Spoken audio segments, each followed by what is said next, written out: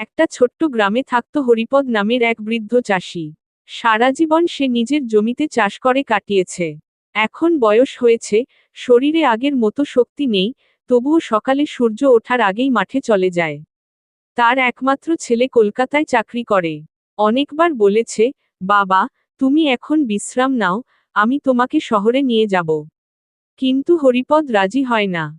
তার মন পড়ে থাকে মাটির গন্ধে, মাঠের সবুজ ধানে। একদিন গ্রামের লোকেরা দেখল, হরিপদ তার মাঠের মাঝখানে বসে আছে, মাথা নিচু করে। তারা ছুটে গেল। হরিপদ বলল, আমি আজকের সূর্যোদয়টাকে শেষবারের মতো দেখতে এসেছি। জানি, শরীর আর সইছে না। তবে এই মাঠ, এই মাটির গন্ধ, এইগুলোই আমার জীবনের সবথেকে বড় সম্পদ। পরদিন সকালে হরিপদ আর উঠলেন না। তবে তার মুখে ছিল এক শান্তির হাসি। গ্রামবাসীরা তাকে মনে রাখল একজন পরিশ্রমী, মাটির সন্তান।